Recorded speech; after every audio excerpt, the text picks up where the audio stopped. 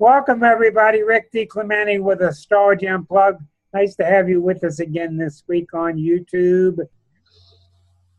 Tonight, I'm very thrilled to have a very good friend and longtime buddy who's quite the physicist, Dr. Ted Spickler, who I'll get to in just a minute. He's going to be talking to us a lot about quantum mechanics and ghost chasing and UFO chasing and all his experiences. And I'm going to turn it over to him in a minute. But I want you to know something that's so exciting about this, and this is a true story. I'll try to make it short. In 1975, when I met Ted, both in Wheeling, West Virginia, I was invited into a spiritual group. In about 6 or 8 people, we sat around and talked. And back in those days, we followed the work of Edgar Cayce in a book called The Search for God. And everybody in their group said, well, you got to meet Ted. You got to meet Ted. You got to meet Ted. You got to meet Ted. So we're all sitting in the kind of great room of this lady's house, very comfortable, on this great big couch, and I'm sitting next to Ted. So I never met Ted before. I reach over and I shake Ted's hand, and the lady who was who's now deceased was leading us through a guided meditation. And in the guided meditation, we started to come out. And she said, before you open your eyes, I would like for you to ask a question. You don't have to say it out loud, but ask a question. I mean, probably something kind of heavy. And I don't remember what the question was. And she said, now open your eyes. And I did. And Ted turned to me and answered the question. I don't remember the question. I don't either, but you answered it specific. And I don't remember the answer. I know, and that's the only time I ever got a straight answer out of you. Okay, and then the only other thing I want to say is I had a little radio show in the Wheeling area in 1982, and my first guest was Dr. Ted Spickler. So welcome, Ted. I'm so thrilled to have you to meet us, and there'll be more people dribbling in through the night. Ted's background, he was a physicist. He was a professor at West Liberty State College. He's worked for MOBE. He's worked a lot with the Bayer Corporation. He is a doctor of education. He's got a book out now about tacit learning. So welcome aboard. Fun to be here. Ted, I'll have some questions for you at first. I haven't tackled it yet, but I got a brief idea. I know that you really worked on this book for a long time, little pieces at a time, maybe 20 years. What is your tacit book about? Well, tacit knowledge has to do with the subconscious mind. And the idea is to get the subconscious mind working for you, because we don't realize how much of our brain works underneath our level of consciousness. So we do a lot of conscious thinking and a conscious studying, and we read and we think and we analyze. And meanwhile, we have a subconscious that's working alongside of us. And every once in a while, it might wake up and give us a message. It tells us something. And this is called the aha moment. Sounds very closely aligned with what Jung had to say. Yes, absolutely. So then the question is, well, how do you get this subconscious working for you? It's like having a group of people in an office, and they're sitting around and they're doing their nails and they're watching television, and you want them to get to work. They don't know to get to work. So you have to do things to get them to work. And that includes showing them that you're really interested in something and you want them to help. And then you feed them information. You read, you study, you ask questions. And if you're effective at doing that, and then you take a break and you wander around and you do the dishes and you mop the floor and you whatever. And the subconscious is then able to work on the problem. And at some point, it might give you an answer. Is that like when I need an answer and I'm struggling and I give up and I say, subconscious, go work on this, let me know when you get an answer. And then boom. Yeah, you have to give your brain a break. You have to do other things, like get the guitar out just something irrelevant, so that the mind can relax and the chattering of the conscious mind is sort of lets go. And you can't control this very well. I mean, it might take weeks before that subconscious pops in with an answer. What conclusion did you come to after years? I know you're Gemini, and Geminis love the study of epistemology and how the brain works. They just do. What conclusion did you come to after spending so many years with that subject? Well, you know, one of the things that led to this was that I stumbled across this philosopher by the name of Michael Polanyi. I was introduced to his work when I was at West Liberty. And he had a tremendous insight as to how the mind works. And that insight has been basically lost. It's hard to find it anymore. And so I have had his books with me for decades. And finally, I have a chance to go back into it and dredge it up and read what he has to say. And it's kind of hard because he's a philosopher, and it's hard to understand what he says. So what I did was to translate what he said in an easier to understand form. Well, how does that fit? Because I know you through the ages now, and you told me the other night that as you were being trained through the machine of academia, you were taught philosophy's junk. Don't listen to that. How is it that you early physics students were trained? Rigidly scientifically?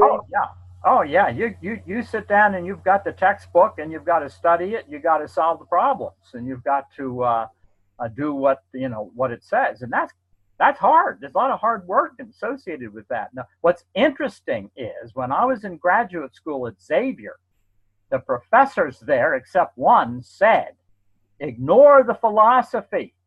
Don't deal with the meaning, the underlying meaning. Don't ask too many questions. Work the equations, solve the equations, learn the problems at the back of the book. And the only professor there who I was inclined to really want to spend time with was the opposite. His interest was in the meaning, the philosophy. What does this mean? And so I followed in his footsteps. Therefore, I don't end up knowing anything. Well, then how come for 40 years, every time I told you what it means, you didn't want to hear it? This is what it means. That's a lot of astrological stuff, right? Bunch of poo. Don't tell me what the stars say. measure that star. How far is it? We got to measure stuff and use the formulas. Yeah, right. Well, I remember also you exclaiming to me maybe 10 years ago where physicists, and we can get to your slide presentation whenever you need it. You said about 10 years ago, physicists are at the end of their rope. They're empty now. They've run into entanglement. They don't know what to do. And what I'm saying here, I'd like to hear why that happened, but how did that accidentally open the door to what we call spiritual studies? Well, you know what? This might be the time to look at those slides so we're all on the same page with terminology. I'll put it up and you tell me when to switch. Hello, Daniel. Okay. Yeah. Let me get Daniel. Give him a ring. Yeah, I got him. He's on an iPad here. Okay, let's get... Okay, let me get this started, and I think... That's me. Okay, are you ready to go? Let's go. Yes. Let me try to get this... Is that there we go. Okay. This is a picture that illustrates the difference between particles and how particles behave, as we're familiar with how particles behave. And what we see are these little dots, and these little dots could be, say, bullets. And you see there's a wall with a hole, a slit. Right, there's the slit.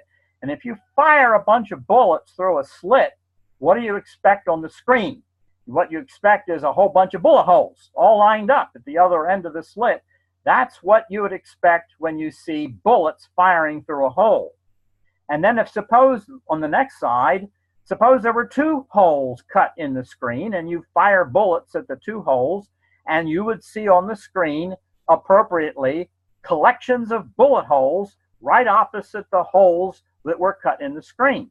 This is what we expect with particles. This is how they behave. Now go to the next slide, and then we see that actually if we're going to be, instead of using bullets, we're going to be shooting a wave through the slit. We see a wave as something that goes up and down, and this is like a water wave. It could be a wave in a string, and the length of the wave is called the wavelength. So you go up and down and back, and that's one wavelength. And then how many of those wavelengths move in a second is called the frequency. So if there's 1 wave per second, or there might be below 2 waves per second, this gives us the frequency of the wave. Now the next slide shows us what happens when waves go through a hole in the screen. We have what is called diffraction. And you can see the wave doesn't go straight through like bullets, but the wave creates a semicircular wave front that passes at the other side of the hole. This is called diffraction. And if you look straight down, like picture number 2, you're looking straight down, you can see the straight wave fronts, the top of the wave heading right to that opening in the screen. And diffraction causes the waves then to form circular patterns on the other side of that hole in the wall. Picture number 3 shows you what doesn't happen. That's not how waves perform. They don't go straight through the way bullets. So now this is what waves do when they go through a hole in a screen. Now let's go to the next slide. Now we see a picture of waves passing through 2 holes, and what you see is a complicated pattern. It's called interference. The waves coming through one slot will add or subtract to the waves going through the other slot, and you get this very complicated pattern that shows alternating bands of strong waves, that's bright, or the waves cancel out and it's dark. So you see these alternating bands, white, dark, white, dark, white, dark. When you see that pattern, that is an interference pattern. It's due to a wave, and the waves are interfering with each other. So we'll go to the next slide. And this shows you, again, what that interference looks like. If you have 2 waves that are in sync, they add up, and you get, at the bottom, a big, stronger wave. That's positive constructive interference. The waves are in sync, they add up. But suppose the waves are opposite one another, so that the peak of one wave matches the trough of the other, they cancel out. That's destructive interference. The sum is weak, and that's why you have this alternating band of strong, dark, when you have wave interference. Now we're on the same page. What's the next slide look like? Now this is what a quantum mechanical wave looks like. And I just tossed in the equation just because it's fun to look at the fancy equation that describes a quantum mechanical wave. And that symbol means, that symbol is pronounced psi. The psi is simply the mathematical symbol representing a quantum mechanical wave. But it is a wave, the way water is a wave, the way the waves on a string are a wave, except here's the question. What is it that's doing the waving? What is doing the waving? And that's going to be one of the big questions, the big mysteries that we have to talk about. Is there anything else on that set? Or am I done? That's a 3-dimensional picture of the psi wave squared. And when you do that, what you come up with is an image of probability. It tells you the probability of finding the thing that's waving in a certain location of space. And you can see in this case, it's a very complicated pattern. Next slide. Now, here comes something. This is the final slide. What?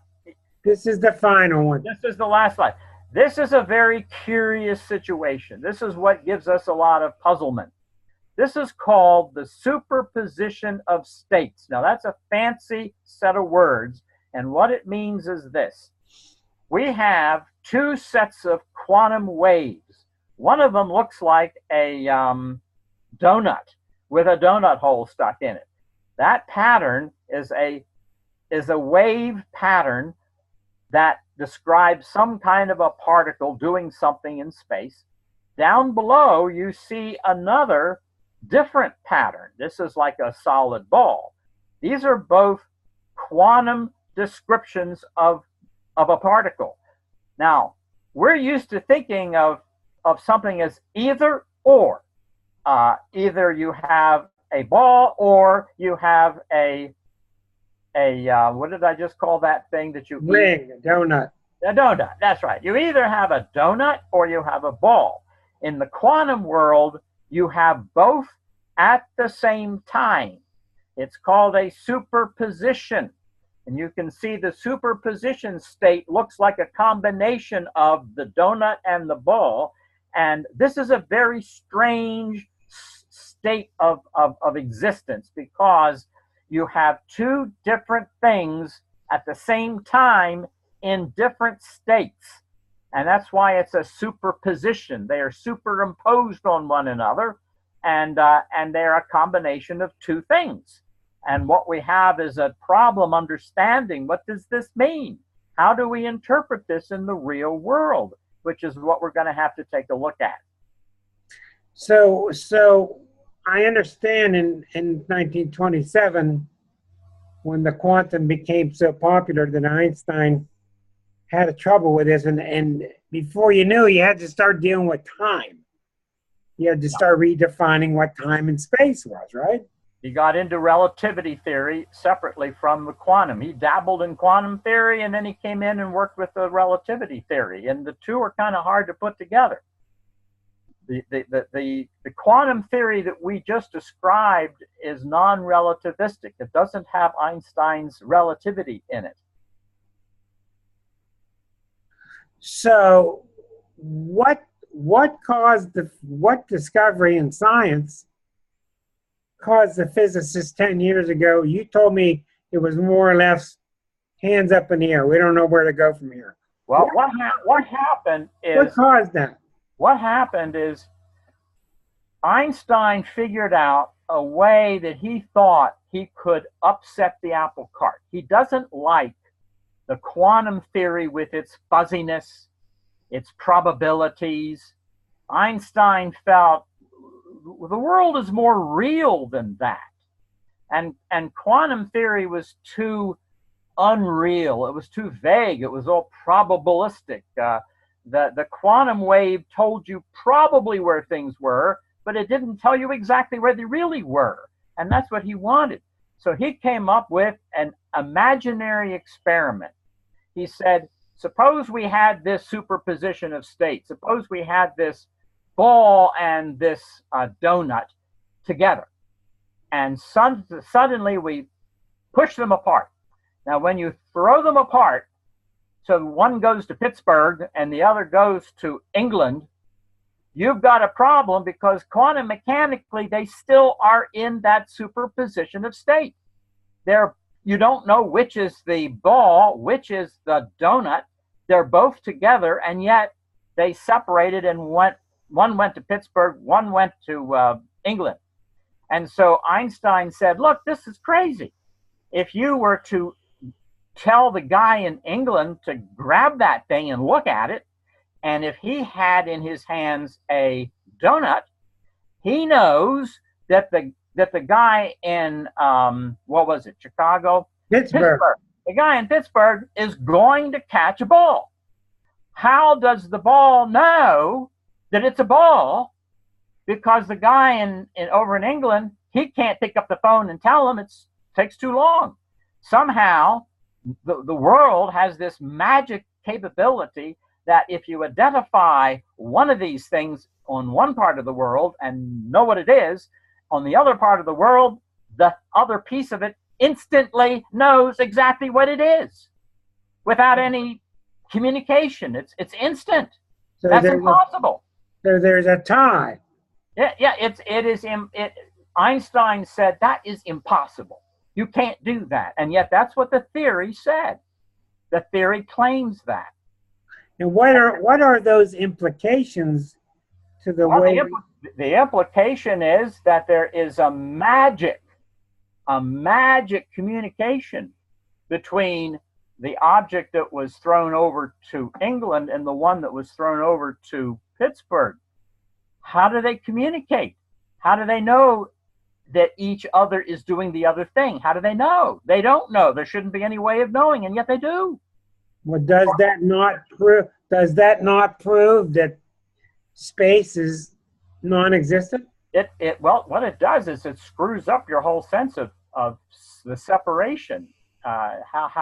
It's an instantaneous communication. Is that what leads to the spiritualist folks talking about oneness and everything? Yeah, you could say there's a oneness going on here. The ball in Pittsburgh and the donut in England are one.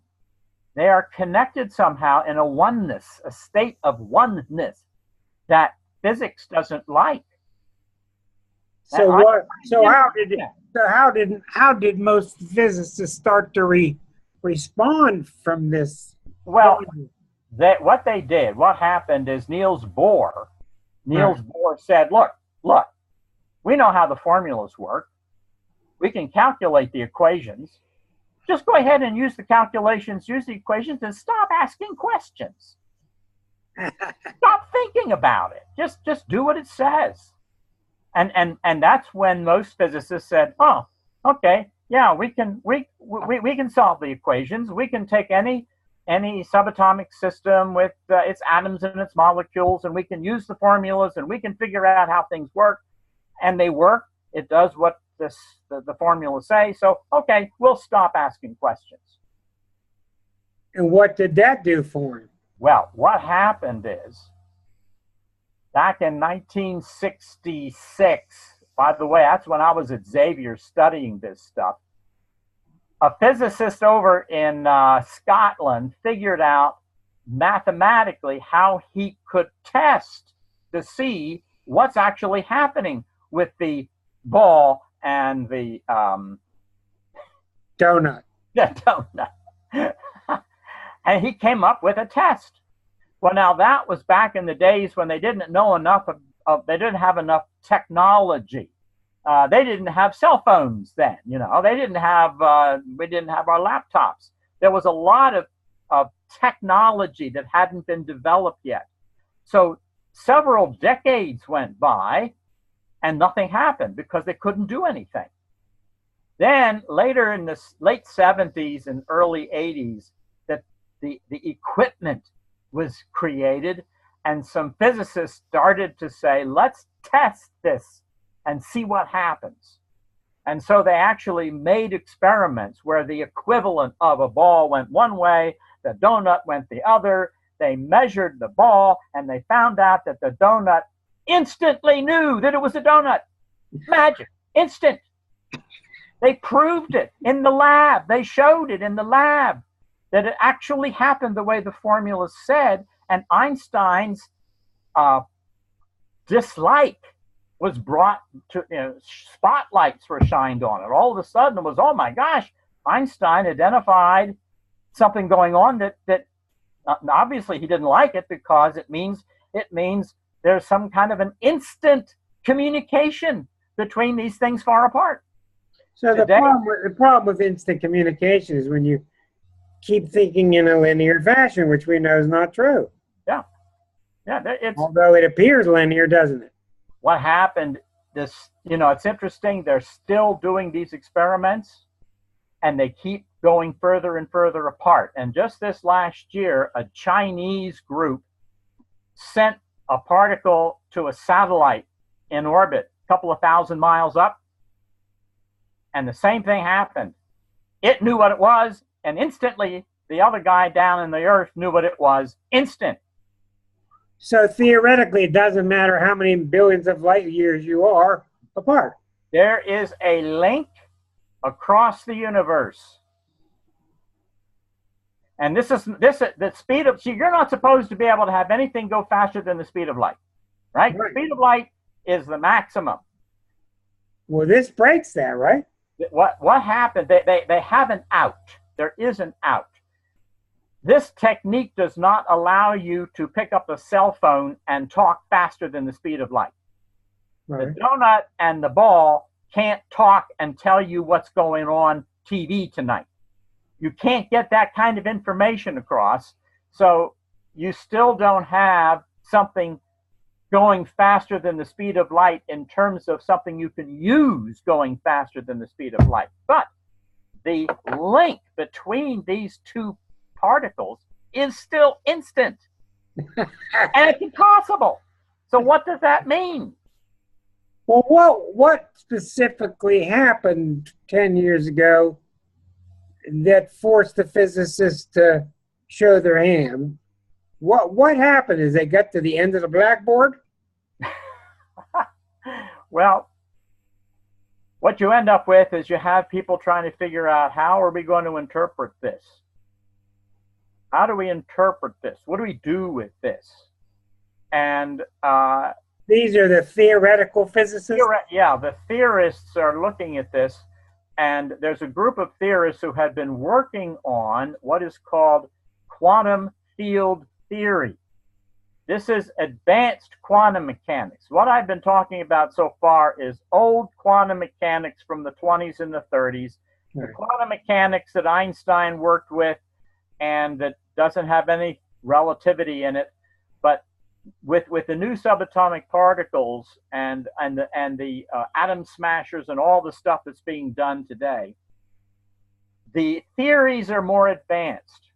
And so now quantum wave theory says that really this isn't such a bad deal, because these two particles, the ball and the donut, actually aren't balls and donuts.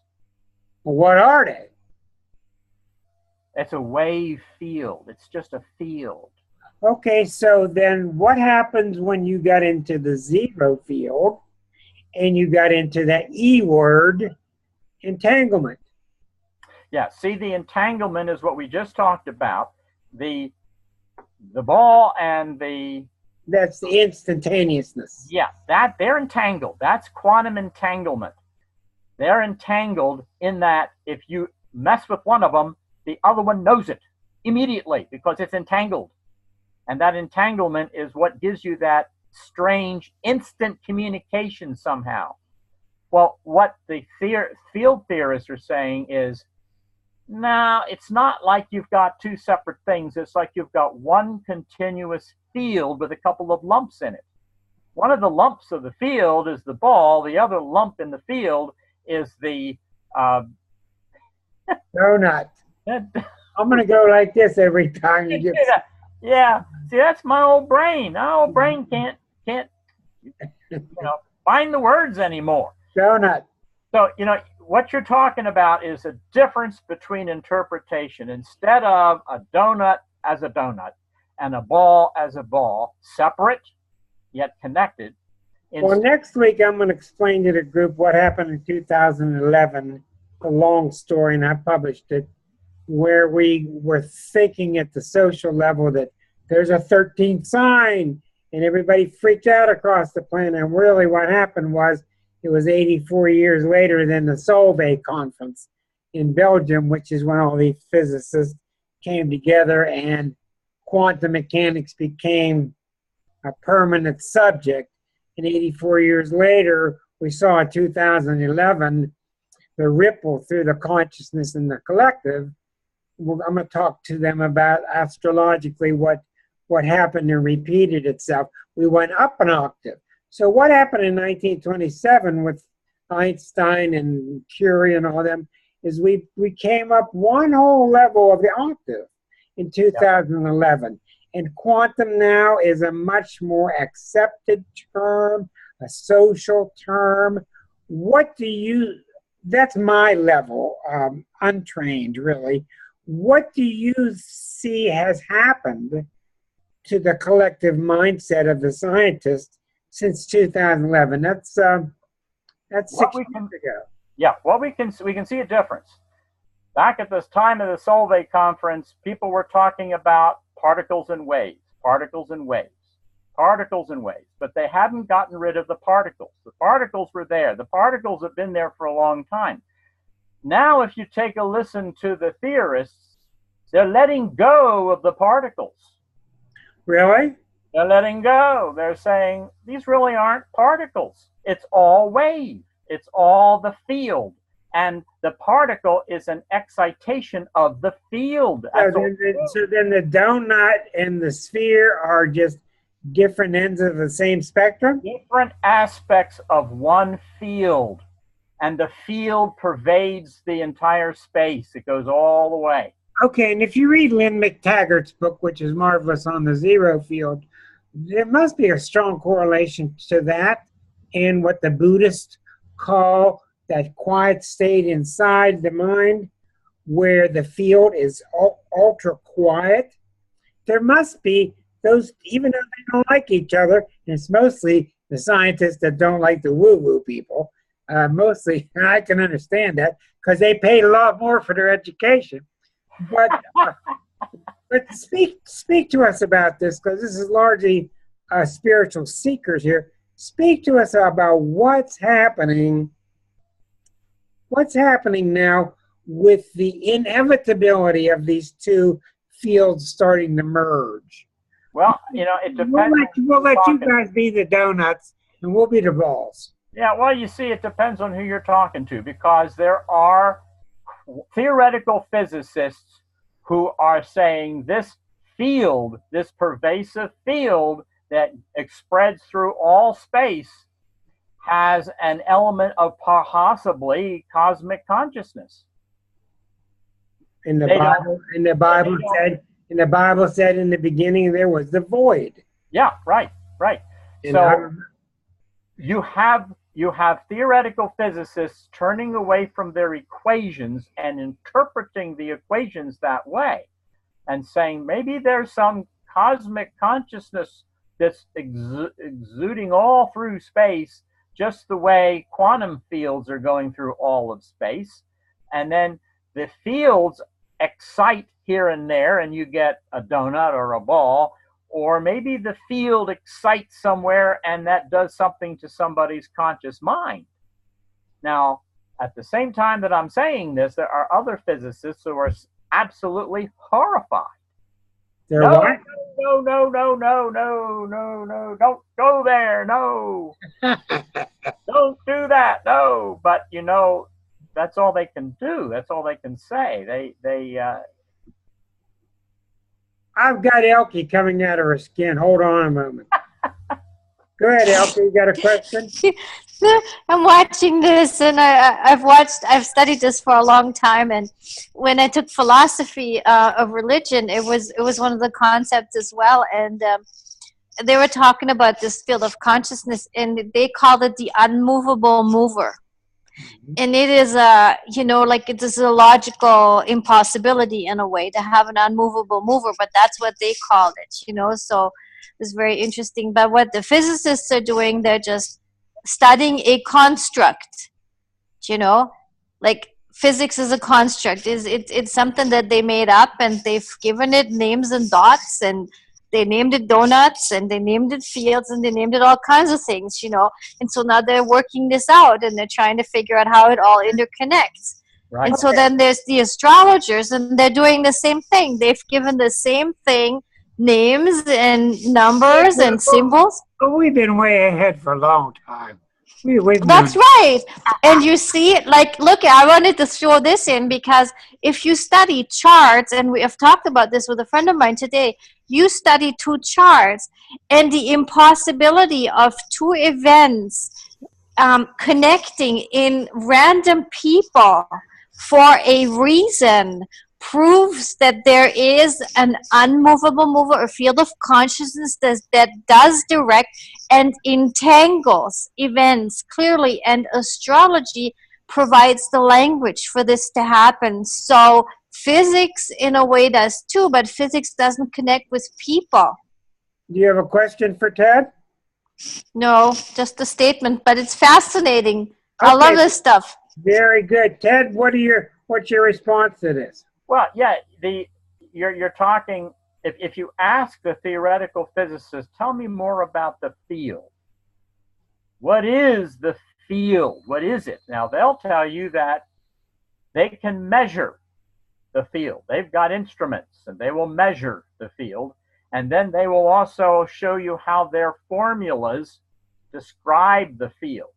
And by describe, I mean the formula allows them to calculate what the field is in certain places and how it changes with time. And they can use that to predict what's going to happen in the field. But if you stop them and say, wait a minute, okay, I understand that. You're describing something. This is a description. How about an explanation? Explain it. Silence. Is that possible? Silence. They don't know how to explain it. Is that because they need new vocabulary? No, I think it's because they just don't know. They can describe it. The formula describes its form, describes how it changes, describes what it does. It's a description, but it doesn't go down one more layer to explain it. Well, when you read the marvelous book by Dr. Wayne Dyer, who's since died, and he wrote a book about intention, he talks about that field, or the God field, whatever you want to call it, being teeming with intelligence and with good intention and with beauty and with brilliance. And it just emanates from the field. And when you study these different brilliant archetypal astrologers, they're saying the same thing, that out of this field springs forth this intelligence. And I was flabbergasted to listen to the great astrologer, Richard Tarnas, last couple weeks. He's got a new 2-hour video on YouTube called not Helter Skelter, but after a Rolling Stones song called Gimme Shelter.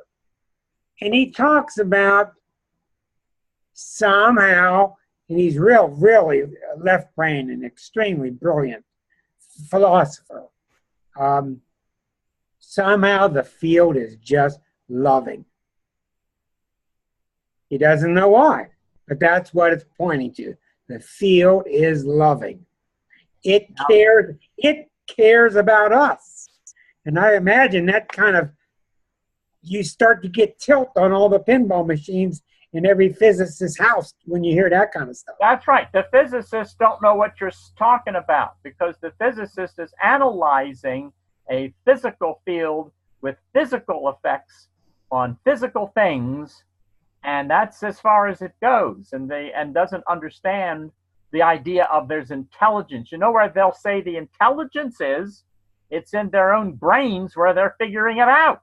Yeah, but what we're hearing so much is the brain is the result, not the creator. Now, here's a brief story that goes along with this that I think is very interesting that I ran across lately. One of these physicists that I've been talking about had a problem. He was working on the theory, and he was stuck, and he didn't know what to do with it. He had a dream that night. He dreamed that a friend of his, who was also a brilliant physicist, in the dream explained to him the problem. He woke up, realized that's true. He wrote a paper, and he gave his friend in the paper credit for having told him the answer. Now, what's weird is the guy never did tell him the answer. It was in a dream. The conscious part of him didn't tell him. Right.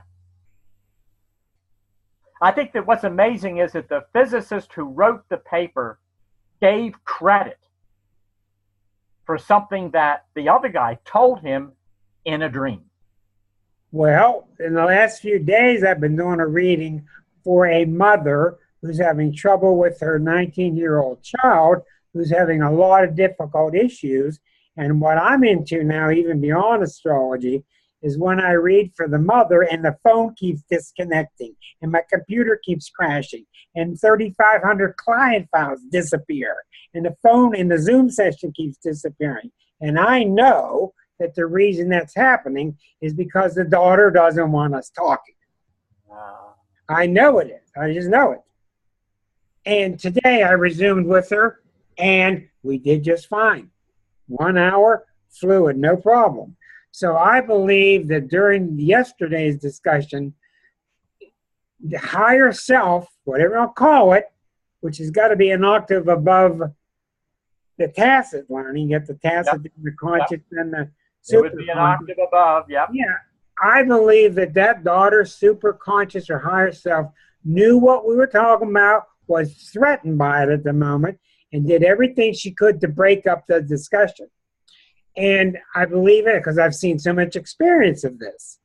So what do you, we just had a question pop up down here. How does what you're reporting on relate to what they're doing in CERN, Switzerland? Well, in CERN, Switzerland, they are extending the field theory. The field theory is suggesting that there are other particles out there that they're looking for. Now, what's kind of strange about it is they have found the Higgs particle, which was the last one they were looking for. And by the way, this means it's another field. See, the physicists have something like 16 different fields. These are different fields. Each one is identified with a certain set of particles or forces. And these fields pervade all of space, and some of them interact with each other and some of them don't. And so in order to continue developing the mathematics of the theory, they need to get more data. They need to get more numbers so they can check their math and see if it works. But what's interesting is that they've kind of come to an impasse. You were talking about this. In the last several years, they have learned nothing new. Well, CERN has been quiet. Well, nothing has come up. Before we get to John's question, what happens if you just keep splitting and splitting and infinitely splitting smaller and smaller particles? What does that tell you? Well, right at the moment, it seems to have come to an end. Oh, come on now. Really? Yeah. There are some stunned physicists over there saying, in the last couple of years, we haven't gotten anything new. Nothing else is there. Fabulous. John, what are we going to do? What are we going to do? John has a question for your statement. Hi, Ted. I guess I was just thinking about what you said about your friend that, or the guy that you knew that had the dream and all. I can say that, I mean, from my own experience, I've had similar dreams where I would be, I mean, I've had several of them, as a matter of fact, where I would be talking with people about things that are true within my experience. And I mean, it would never be something that I'd say would come up in real life necessarily. Although it was around, I want to say 2010, that I did have a longtime friend who I, met for lunch in Pittsburgh. And it was like right before that, I hadn't seen her in years. I had a dream, which she was telling me all this stuff that was going on, I guess that, things that I would be experiencing soon. Right after that, I get a Facebook request from her. Like I said, I hadn't seen her for about 10 years at this point. So I guess what I'm saying is that I can definitely see, this connection, how there's this almost like a subconscious thing going on between people. And it's like, I think I was aware of it. I mean, obviously I was, if I'm talking about it. I'm not sure that she fully was aware of it, or even that, the dream was something that she had. And I think you're right on track. You're right on track. You're right on track at talking about the same thing. It looks to me like AD is here. I haven't talked to him in years. I think your son has texted. He said this entanglement topic also has a part that talks about the power of the observer. Can you speak about that? Well, the power of the observer, you have to have, in order to get these entangled things to find out what they are, you've got the ball, and it's in a superposition of states with being a donut. The ball and the donut are in a superposition of states, which means they are both at the same time. And then the other item is also a ball and a donut, both in the superposition of states. They're both the same, two different things at the same time in the same place, and they're shooting apart. The observer, you need a measurement system to make one of these things, pick which it is. So the observation or the measurement causes this superposition of states. Okay, now we've heard a lot about that. How does the observer affect the observed? Well, actually, they're beginning to think that it doesn't. Well, explain. Back at the Solvay conference you were talking about in the 20s, there was a belief that the human consciousness had to do the observing in order for that superposition to stop and to pick one of the things that it was.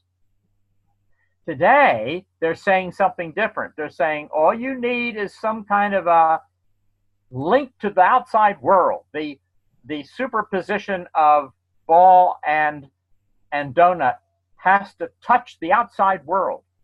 And that could mean a measurement device without human consciousness, or it could just be the side of a container, and just bouncing into the rest of the world causes this superposition of state, this quantum mechanical thing, to pick one or the other. And it's random. It's either the ball or it's the donut. And it's picked because it hits the rest of the world. The outside world touches it, and that causes this waveform to collapse. So there's a difference between now and then. You brought that up a couple of times. That you'd call it a cycle came coming. Oh, there's the Solvay conference. There they are. All these guys back in the 20s talking about all this stuff. And in fact, Einstein is there in the middle, near the middle. I see Marie Curie is there, and Heisenberg. All these great famous physicists got together. That must have been an incredible meeting. You can just see them all arguing with each other. And back then, consciousness was considered a very serious part of the theory. They didn't understand that. Why does a human consciousness have to be involved in causing the superposition to pick one or the other? But today it's changing. Today, you were talking about that cycle.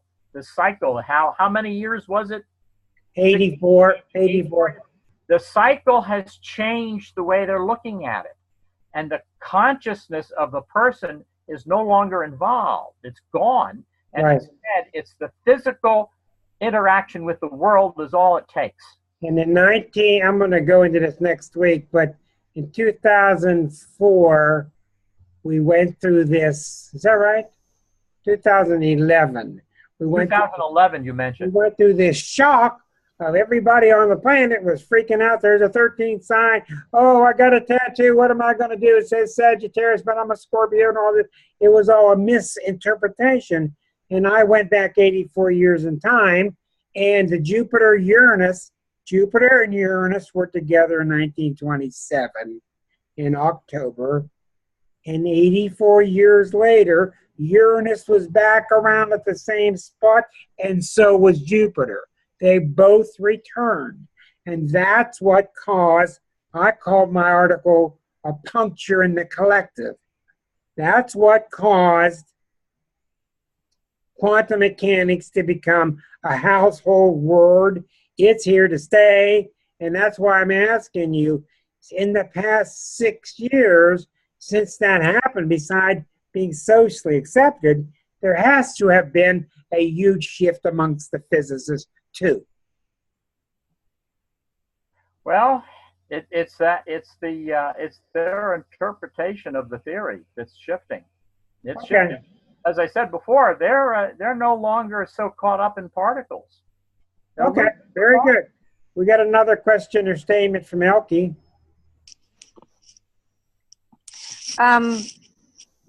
No, I forgot what I was going to say. I'm sitting on this the whole time. Now it's disappeared. You have to No, write. no. Do you see that there is? Well, they're forecasting a great leap in consciousness, and I think the physicists are kind of maybe cluing in that they have to change their thinking.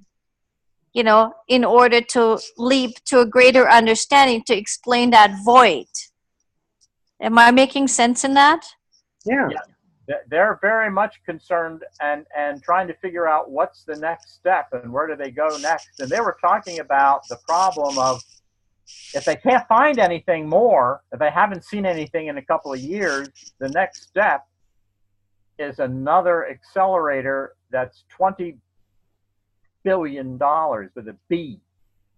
And they're looking around and saying, who's going to do that? There's like people are understanding now that the answers are within and people are looking within and they're scrapping all the machines because we have all the answers built inside of us, and so I think that's why people like Google and them, like companies like Google, they actually get their clients involved in order that their people involved in play and to disengage the brain because we've got to disengage in order to get further, Exactly. That's Yeah. beautiful statement.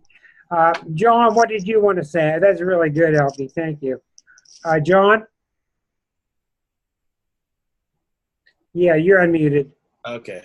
Oh, I was just saying, speaking to what Ted and Elke mentioned, I think with all the air sign conjunctions and transits we have coming up, just real fast, I mean, the next Saturn-Jupiter conjunction in 2020 will be in Aquarius. It will actually be at 0 degrees of Aquarius. Oh, wow.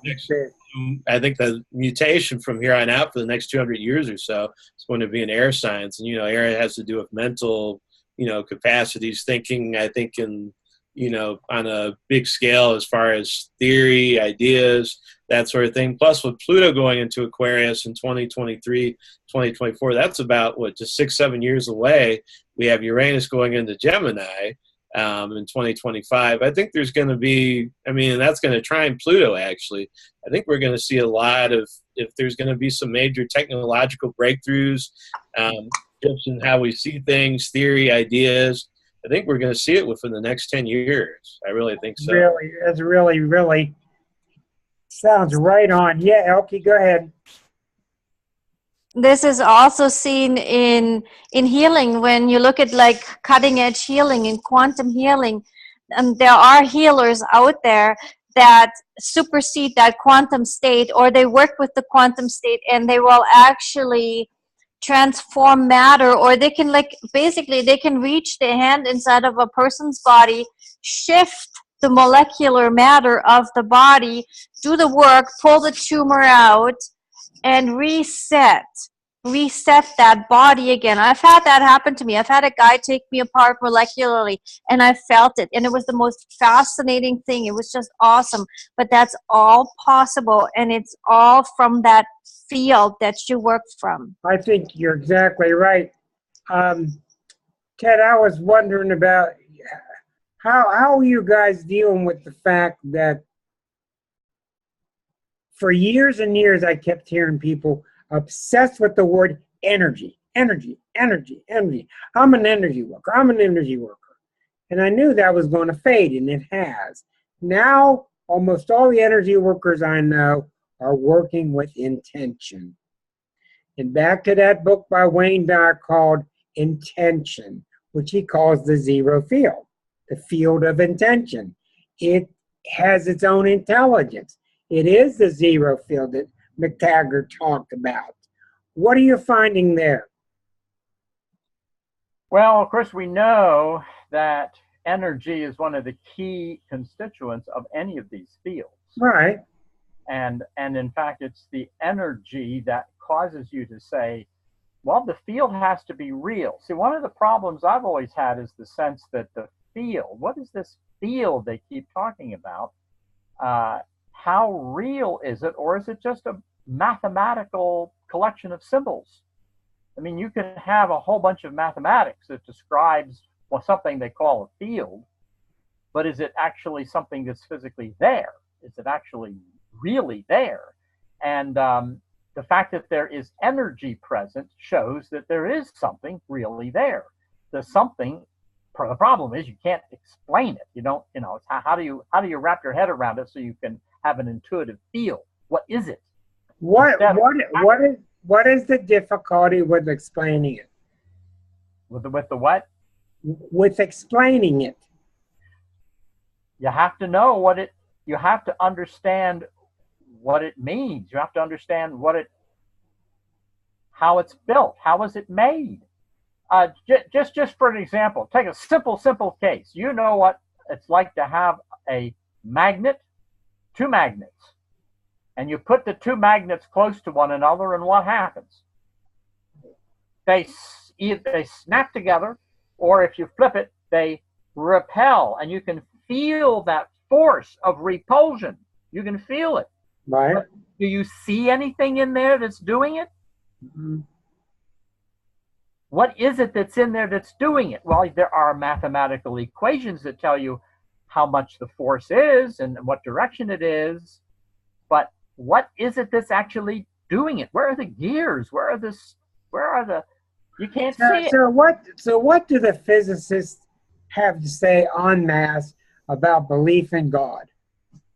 Oh my gosh, that depends on who you're talking to, because you're going to have every idea under the sun. They're all different. Some of them are going to say there is none at all.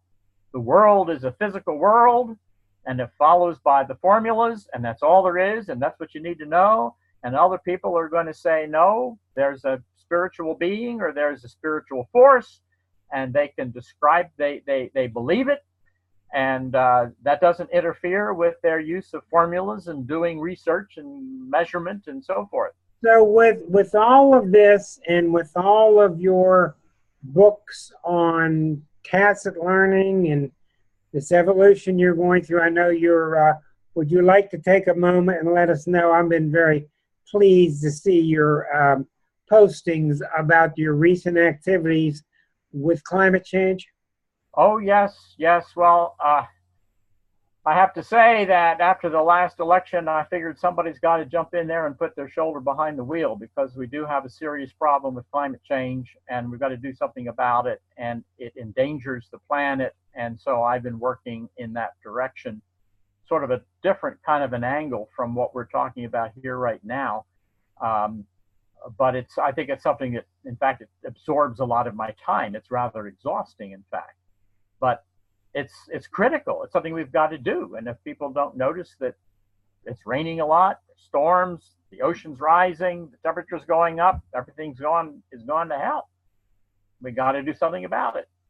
Well, what do you? I know you're going to live for 50 more years. Yeah, right. What? You got white hair? See? Yeah, I found a gray one this morning. Yeah. What do you want to do in your years as a physicist? Well, you know what? My interest has shifted toward the nature of consciousness. Really? Yeah. Wonderful. Consciousness. See, now this tacit knowledge book links to consciousness. And so the issue is, to what degree is the neurons of the brain creating our consciousness? To what degree is there something outside of the brain that's contributing to consciousness? What about people that say that the mind is creating the brain? Well, yeah, the neurons of the brain could be a transducer. They could be transducing something that's coming in, or as you just say, the mind could be working on things that end up affecting the neurons, or the neurons firing is what gives us the impression of consciousness. Mm-hmm. There's a lot of people who are trying to understand consciousness right now. In fact, 20 years ago, that was not the thing to do. Well, now with the advent of the internet, and in effect, we're just meeting each other. Really, we're becoming one big brain. And bad ideas are being ousted immediately, and good ideas are being absorbed. I mean, what is the ultimate effect? It has to be truth rubbing. It has to be truth coming out in the daylight from so much testing. What do you see happening there? Because you are the Gemini, and this is this huge collection of minds coming together. What are you seeing in the field of consciousness happening through the planet? Not politically, but mentally, psychically. Well, I'm starting inside the brain, inside the neurons. That's where I start. I want to understand when the neurons are firing, what happens. And in fact, the discoveries are that it takes maybe 10,000 neurons firing to raise something into your consciousness, and that most of the brain is firing away and you're unconscious of it, just unconscious of it. You don't know what it is that's going on. And I'm interested in understanding more about what it is that the neurons themselves are doing. Then the next step is, are they linked to something? Are they transducing something? Is something coming in from the outside? I don't know that. But there are experiences that people have that would suggest it. What kind of experiences are you talking about? Well, the one that I just gave you about the dream, where somebody, see, that scientist had a dream. The dream came through his brain. It was inside his mind, and it told him something he didn't know. And he was so convinced that he couldn't know it. The only person who could have known it was this other person. And in fact, John mentioned that. He mentioned that he heard something. He got something in a dream that would not have come through in some other way. And so that would suggest that there's some kind of communication going on. I don't understand what it is, but it seems to be there. And I want to know how that links to our neurons, because it's our neurons firing that communicate inside our heads. Hold on. Elke's got another statement. I got the answer. No, you might want to look at light, because when these neurological functions are happening, light is being released. And light is the common denominator, and how it refracts and how it interacts and how it acts on a molecular level. And that comes from a brilliant young man who is a quantum healer, and he said he observed the light happening when he can look at people in the brain and the thoughts, and it's the sparking of the light in between the atoms, and that's what creates the communication. I read something about that, and in fact, there's something else that I just ran across where they have found some evidence of the light inside the brain, which is not expected, it's not anticipated, but there's some measurements of it apparently. So if you got together with all your physicists, what do you want to tell them? Good luck. They're that difficult? Yeah, good luck. Yeah. They don't want to hear anything, huh? Only some of them. There are some of them who do. So there's some of them who are working on this. Yeah. You can see on YouTube some lectures where they are taking the quantum field theory and relating it directly to the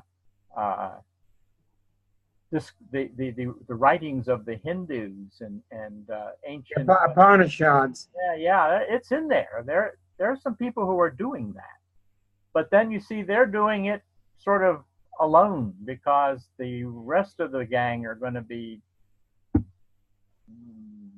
no, don't go there. No, don't do that. No. I would think that today they would be less inclined to throw them out of the party. They'd be more tolerant. Well, there's a big difference between what you're publicly observed to say and do and think, and what you're doing quietly in a party. There's a big difference. Or what you're publishing. Yeah, part of the problem there is if you're a research publishing physicist, you've got to follow and play by rules, and if you don't get published, and you don't get the funding, so you can't do the research, so you end up having to what? Flip hamburgers? Or, so you see, they have to follow rules. They have to play by the game. There's a game that you have to play, and they have to be careful about that. And so they have to be careful about what they say. See, I'm not playing the game. I'm retired. I don't do any of that stuff. I can say anything I want. That's exactly what I noticed. You've really shifted since you've gone to Delaware. I wanted to ask you, let's go back in time a little bit here, back to 1975. What are your end results? You've done different things for a long time, involved heavily with theater, etc. What were your end result belief summations about? You were a ghost reporter. People saw ghosts would call you to investigate, and UFOs. What is your final summation of that? What's going on? You know what? I haven't any idea what's going on. I don't know what's going on. I'm confused. I can be pretty darn sure that there's some weird stuff out there, but I can't put my finger on it, and I can't explain it. And I've collected a whole bunch of experiences from various people, but I just can't. I just don't know what to say about it. I don't have an answer. I don't have an end point. It's not over. It's not finished. I need another life.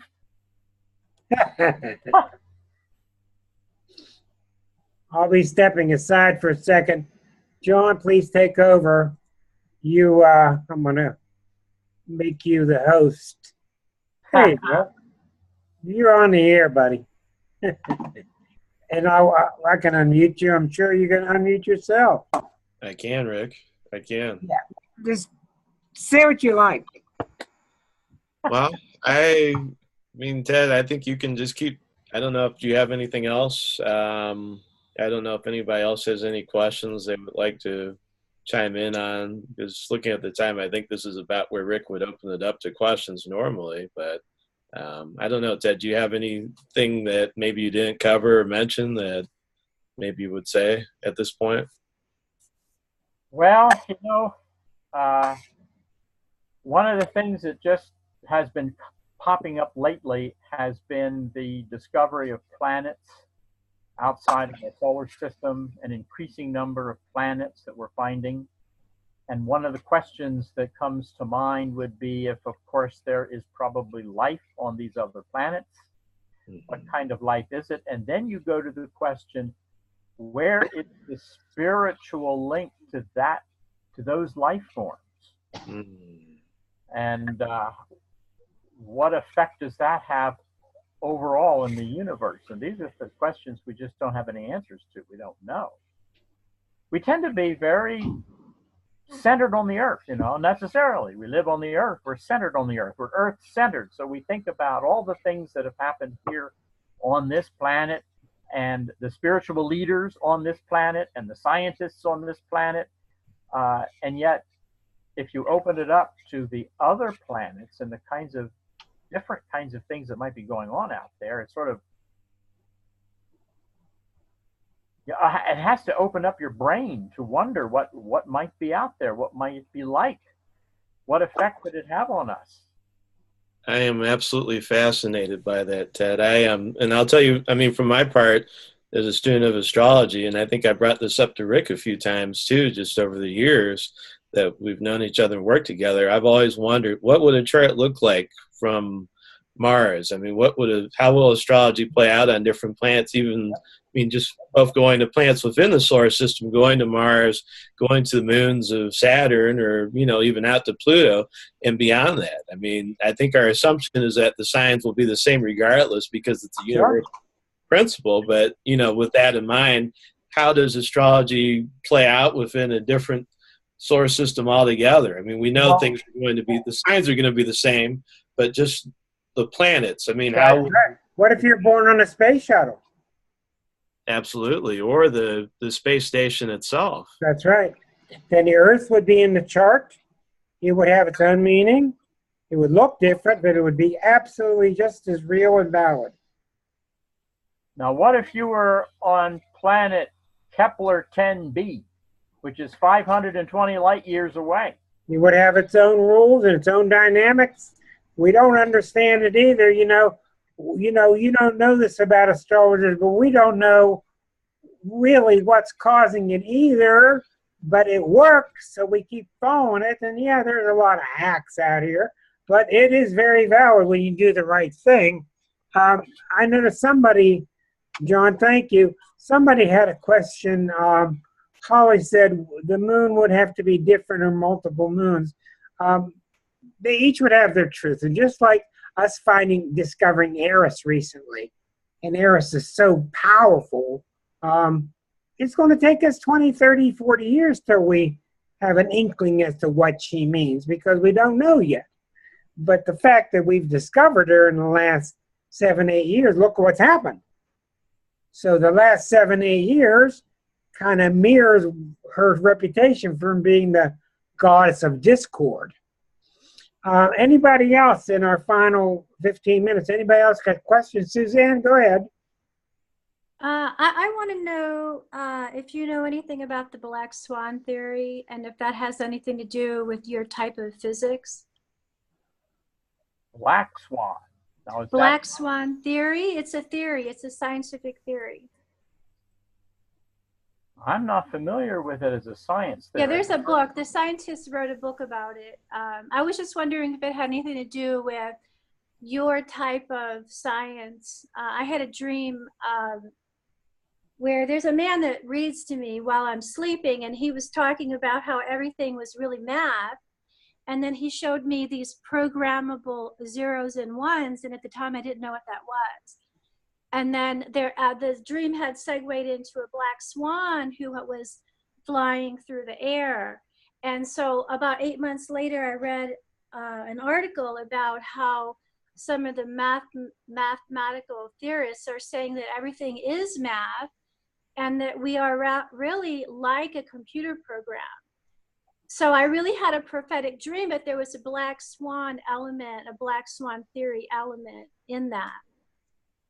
I haven't heard that relative to math, but I have heard of an orientation that, yes, mathematics is the ultimate arbiter of what is, and that you describe everything by math, and math is what opens you up to what it is that the world is like and what nature is like, and that in many cases the math precedes the discovery, and so the math shows things that otherwise we didn't know was there.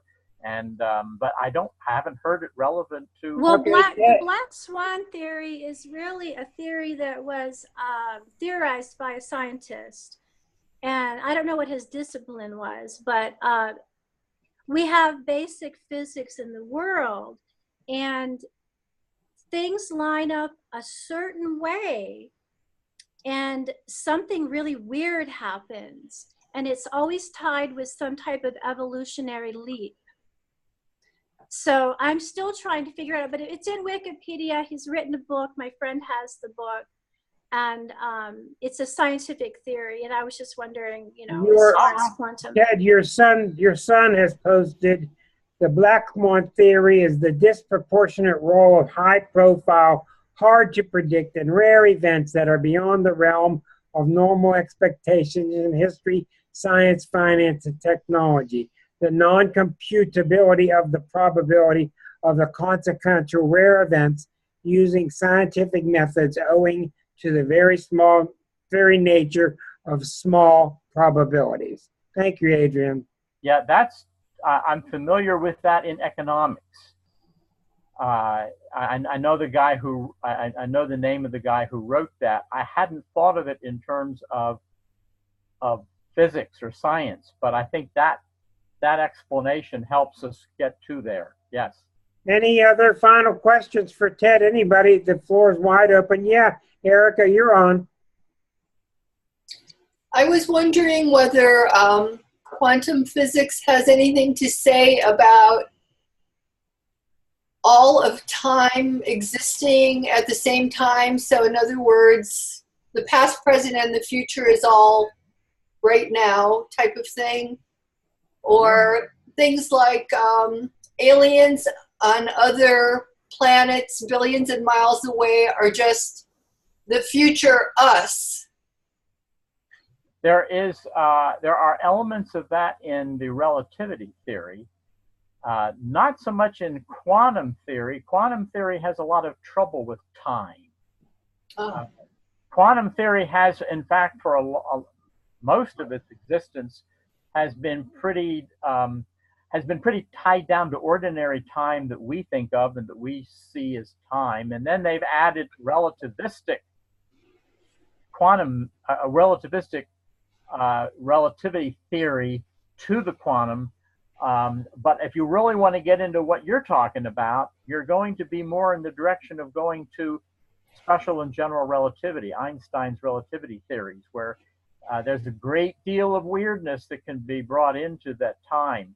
And there are some people who have come up with that all the time in the past and all the time in the future is all currently existing right now.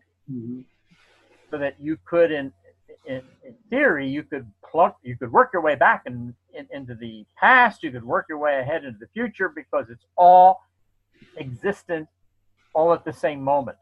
And that good. So that, you know, in a sense, we're like ants crawling across a preset stage and experiencing what looks to be changing time when actually everything has already been finished. Well, keeping with Einstein being a Pisces, who is a big believer in simplicity. Look at the formula, E equals mc squared. I mean, look how small that thing is that represents so much. How can we possibly take new CERNs and all this quantum mechanics, how can we possibly be heading towards a theory of ultra simplicity? It has been getting more and more complicated. It's been getting so complicated that even the most recent theories, they don't know how to even solve the equations. It's so complicated. But don't you feel that eventually intuition has to come into this? Well, you know, Einstein was always looking for trying to get it simple. Everything should be as simple as possible, but not too simple. Yeah, and right. That was one of his objectives. But so we've gotten away from that. I mean, we're way far. I was just today looking at some of the formulas in quantum field theory, and it was just overwhelming.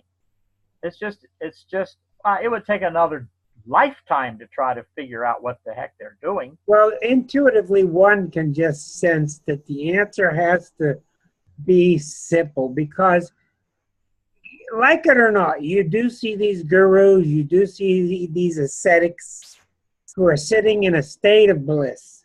And I don't think it's just a chemical that they've triggered from their brain. I think that they're on to something. It's a very simple state, and they claim at that state that the world looks different.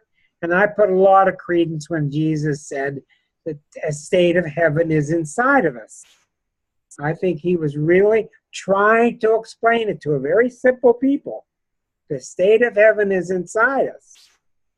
Now, I bet that makes the physicists tilt. Well, they would certainly love to find some way of clearing out all the clutter and coming to some very simple mathematical description, but it's just getting worse and worse and worse from what I can see. I haven't been able to see them make any progress like that. So they might be going. I think it's coming, and Elke just raised her hand and wanted to say something about the oneness. But wouldn't you think that, you know, there's the bell curve, right? And everything, all the systems in the world are becoming so complex, and it just keeps going up and up and up and up and up, and it'll hit the point, like it'll hit the fulcrum point where it'll go down again. But we're at the point of this trajectory where we have got to stop the chaos. And my sense is like, wouldn't you think that maybe if all the great minds and everybody came together and we pooled this knowledge and stopped the fragmentation of like, I'm right, I'm right, I'm right, I'm right. You know, like if we all once we all come together, and I think that'll be the age of Aquarius, when we come together and we figure, okay, together we are what makes this big whole. You know, right now we're looking at all of us as individual beings, but we're not. When humanity comes together, then we can make that leap and figure it out. Not until then. Right now, everybody's just an ego. Everybody thinks they've got all the answers, and the more complex it's getting, the more we're scratching our heads, and the further away we get. Right? So in the future, what happens when the physicist walks into a donut shop? Huh? What are you going to find when you walk in the donut shop? Donuts or balls or both? Or do you have to walk into two different donut shops? Well, it might be that it's going to take somebody different than the physicist to make that breakthrough. That's all right. Somewhere else. That's maybe from the violin players. Yeah. You're huge with classical music. It might come through classical music. That's true. It might come from astrologers, too. Oh, that's not likely now. I understand that. We'll resume our polarity positions here. That's right. We gotta make sure that's there. Anything final you'd like to say, Ted? We respect heavily your knowledge, your experience. We're very much interested in what you have to say to us muggles. Well, you know what? You just said something. You just said something that triggered something in my mind, and that was the idea that you mentioned classical music. Yeah. Yeah. And you know, there's a lot of that kind of music that when I sit down and listen to it, all the formulas go away. All the chatter goes away. All the theories go away. And you're left with something very simple and very pure and very basic. And I think that's the direction Elke was talking about. Yeah. So, you know, we need to find what that is that gets us in that spot. But I think the effort of finding it is what kills it. Well, you could put too much effort into it. Because you label it. Yep, you label it, you analyze it. And then you're separate. And then you're separate from it. See, that's where I have the advantage that I don't know music. I can't read music. I don't play music. I just listen. So it's a very simple, pure, non-analytical approach. And then it's there, and then it's just wonderful. It's a well, don't you think the next Solvay conference, they should have a lot of classical music pumped into the speakers all around? Well, if you did that, you would just simply not bother with all the chatter and the talk and the formulas. Maybe you got to go to a symphony hall and just do that, and maybe it'll hit you. Maybe the black swan will come out. Well, Ted, 42 years from now, we can try it again, and 35 years from now. Yeah, right. We can try it again on another radio show. We would like to certainly invite you to come back anytime, especially if you get some big aha. If I get an aha, I'll let you know. I'll let you know. Okay. And if anybody would like to write with Ted, you can find him on Facebook. And if you need to write, you can write through me and I can connect you. Right. We want to take time to thank everybody, and especially to Dr. Ted Spickler. Thank you so much for your time and your candid everything. And if we find something, we'll let you know. So thanks once again. This will be on YouTube tomorrow with your name on it. That's bad. That's bad. Where's the delete button? Hey, where's the delete? Bye, everybody. Thank you, Ted. Bye. Bye-bye.